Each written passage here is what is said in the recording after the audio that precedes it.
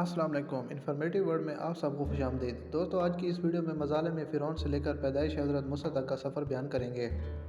فرعون، جس کا اصل نام موسی بن ولید بن ریان تھا، ایک ظالم جابر اور خدائی کا دعویٰ کرنے والا ملعون تھا۔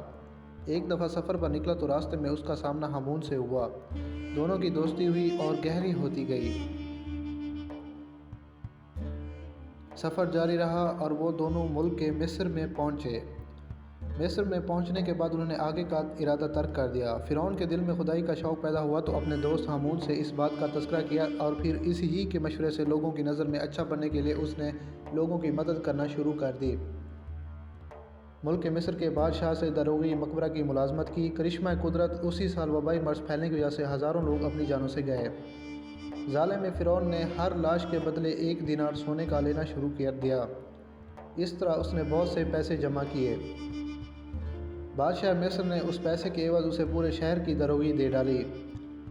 بادشاہ فرعون کے کام سے بہت خوش تھا، اس لیے اس نے مصر کی وزارت فرعون کے حوالے کر دی۔ لوگوں کے دل میں جگہ بنانے کے لیے فرعون نے مصر کے تمام لوگوں کا 1 سال کا جزیہ اپنے پیسوں سے ادا کیا۔ مزید یہ کہ اگلے 2 سالوں کا جزیہ معاف بھی کرا دیا۔ لوگ فرعون کو پسند کرنے لگے۔ کچھ عرصے بعد مصر کا بادشاہ وفات پا گیا۔ لوگوں کو نئے بادشاہ کی فکر ستانے لگی۔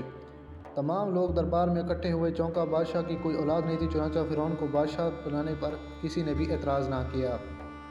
بادشاہت ملتے ہی فرعون کے تکبر کے شعلے آگ پکڑنے لگے۔ خدائی کی ہوس اور لوگوں کے سروں کو اپنے قدموں میں جھکا دینے کی خواہش اتنی بڑی کہ مذہب یعقوب و یوسف کو لوگوں کے قلوب سے نکالنے کے لیے فرعون نے ملک مصر میں درس و تدریس کے عمل کو نہ صرف رکوا دیا بلکہ اس کو جاری رکھنے والے کو واجب القتل قرار دے دیا۔ جان بچانے کے لیے لوگوں نے درس کیا چھوڑا، ان کے ہاتھ سے خدائے بزرگ و برتر کی رسی بھی چھوٹ گئی۔ فرعون نے بتوں کو پوجے کو عام قرار دے دیا۔ قوم بنی اسرائیل اپنے ایک مذہب پر قائم رہی، مگر قوم قبطی نے بتوں کو پوجنا شروع کر دیا۔ 40 سال کے عرصے کے بعد فرعون نے تمام بت تڑوا ڈالے اور خود کو خدا بنا لیا۔ بنی اسرائیل نے فرعون کو خدا ماننے سے انکار کیا تو انہیں طرح طرح کی اذیتیں دی گئی،